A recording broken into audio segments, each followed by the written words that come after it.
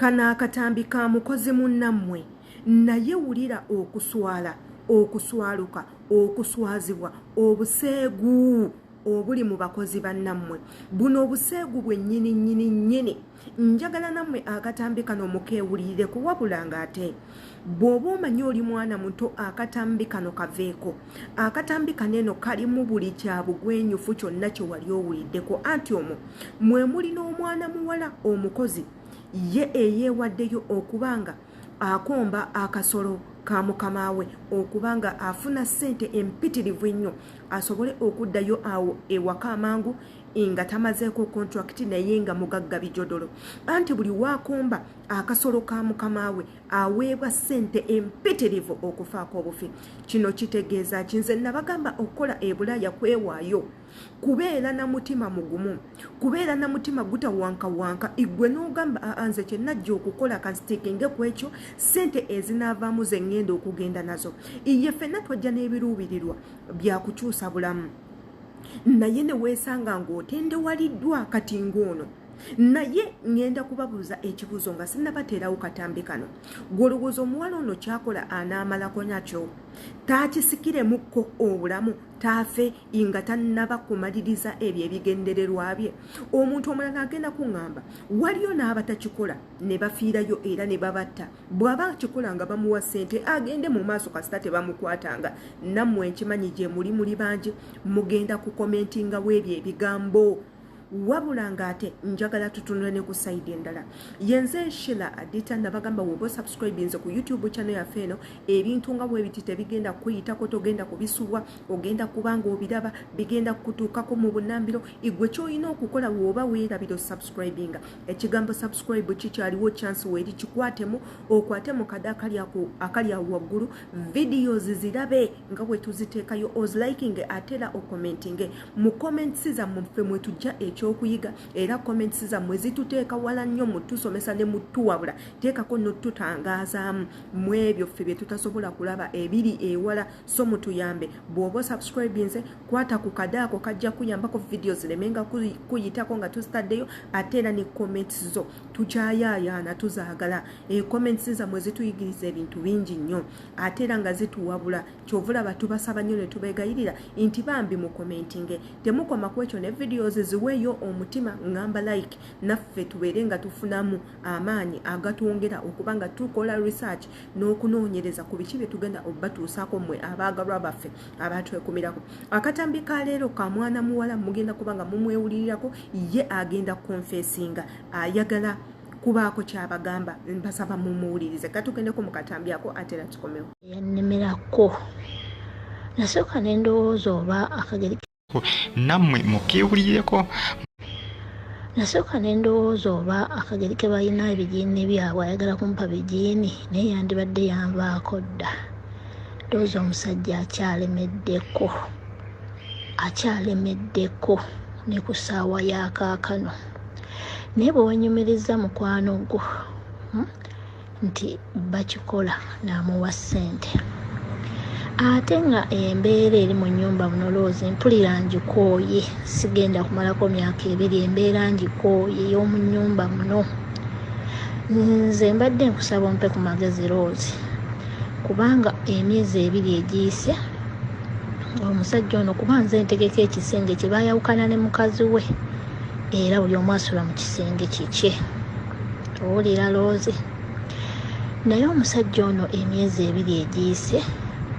yaŋŋamba yatandika jangu nyambaze stokisi biki Justin nkwagala yali yanyongeza ssente ng'ampa $400 yaŋŋamba emirimu mingi kuba okola wano n'ogenda nawa muwala wange n'okola kankongeze nkuwenga $400 era loozi omusajja abadde ampa bina ebya $, era nnyina emyezi 6 mu nnyumba muno nga buli mwezi nfuna $400 owulira loozi naŋŋamba nina kyenjagala okugamba onkolere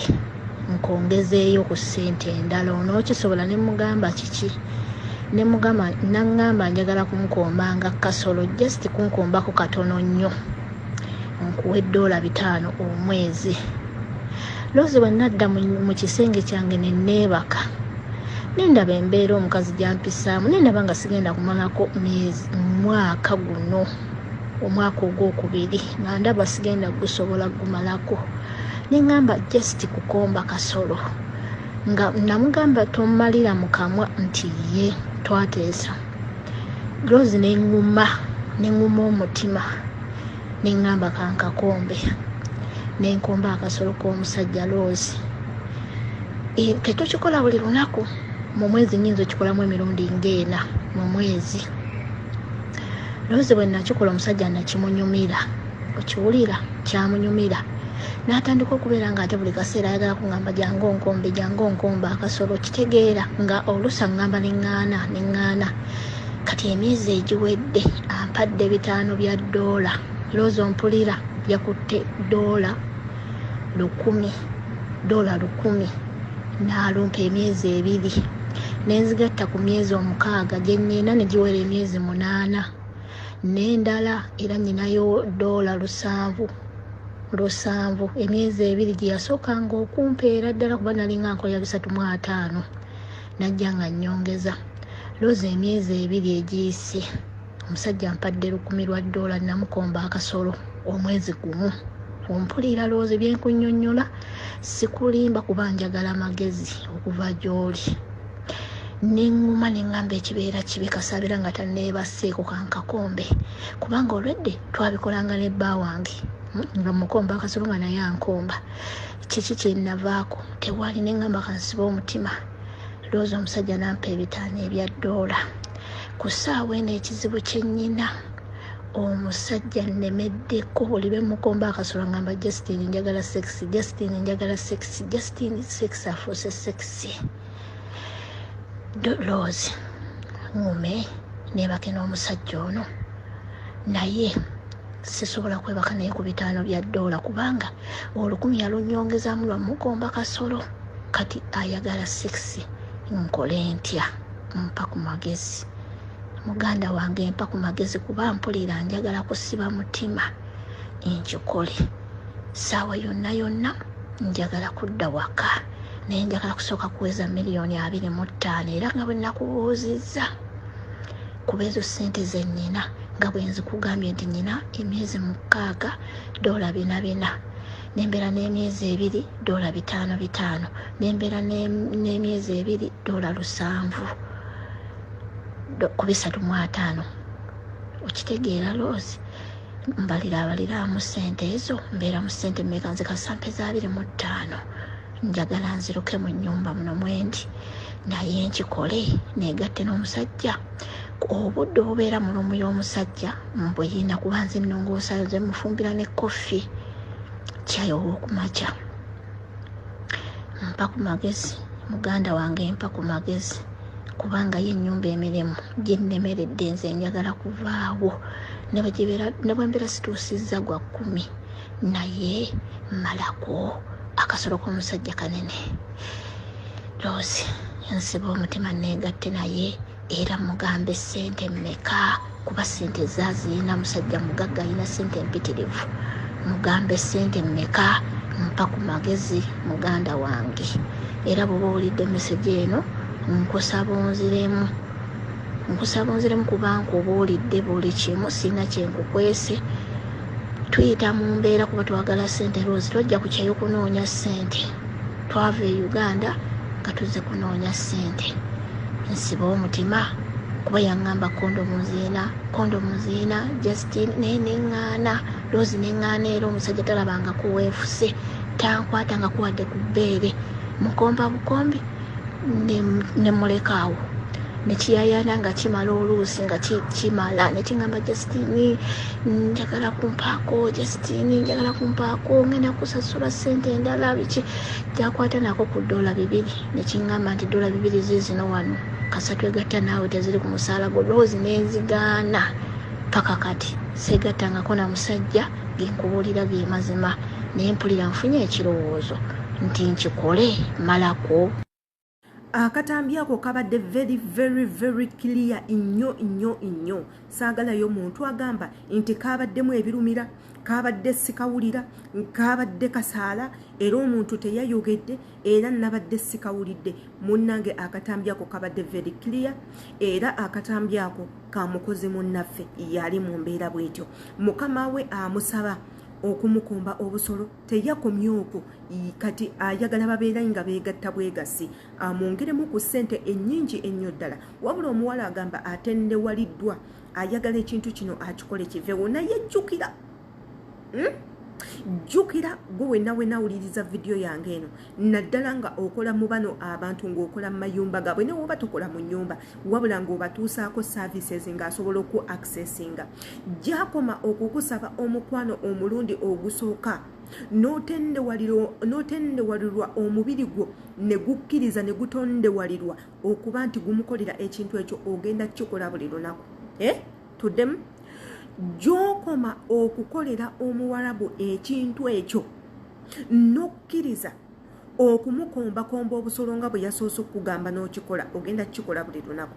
bw'okkiriza okugyamu empale akwebakeko yadde ng'ogenda kufunamu eringa bizinesi ogenda kukikola buli lunaku oyinza n'okukoma obutakoma ku ye buli nga wa famire ayagala okuba nga atuukirira omukyalo oba agenda mu nsonga z'ekikyala mu nsonga z'omukwano agenda kuituuka wuwo kubanga gwe bakitegedde oyagala ssente osobola okukola buli kimu okufuna ssente tubagamba nnyo nti nno ebintu we biti gye biri bi-existinga mu bantu betukolera naye gwe ng'omukozi olina kukola otya jjukira bino bibaamu obutemu bano nabagamba amaka gaabwe bagatemera oli agenda kuŋŋamba ate oba omusajja yawukana n'omukazi tewajja kubaawo kiriwo muganda wange yadde nga baayawukana nga bakyali mu nnyumba y'emu omukazi kaanaakitegeera nti ate gwe omukozi gw'oyagala okudda mu kifo kye billa bagenda kukutemula ogenda kutemebwako omutwe bagenda kukutta kuba kijja nakuvayo bagambe igwe entabo eyaviiriddeko omukazi ono okwawukana n'ebbaawe igwe entabo eyasaanyizaawo amaka ga mukamaawo tebagenda tutunula ku kiri nti omusajja abadde nebimusumbuwa ne mukazi wo mu bulamu nga balina challenges mu bufumbo ng'obufumbo bwe tujja tulaba ne batuuka ku nzikiriziganya buli omu ayawukane ne munne tebagenda kukitunuulira bagenda tunuulira gwe ebintu nga we biti mu byewale tukimanyi nti yes tuli mu mbeera mbi twetaaga obuyambi ssente tuzeetaaga naye ate n'obulamu bwo bulowoozeeko mu bintu we biti ebyokusaaga nga tubirabanga ebyokusaaga oyinza okuddirayo mu kutiya oyinza okuddirayo mu bokisi oba okubuzibwawo obubuzibwa ne bakutta n'omulambo gwo ne tutamanya wa gye gukutte so bambi mugezeeko okufuga emibiri gyammwe kino nkirekedde mmwe gw'olowooza omuwala onaakola atya yeeyongereyo ne pulaani ze oba ekyo kye yali akukimala akaneku wansi akole enso entono zayina okukola paka lwadde ewaka twesangayo mu comment section wabula atera subscribinga likinga atera commentinga notification bell tojerabira imbagala nnyo see you in my next video.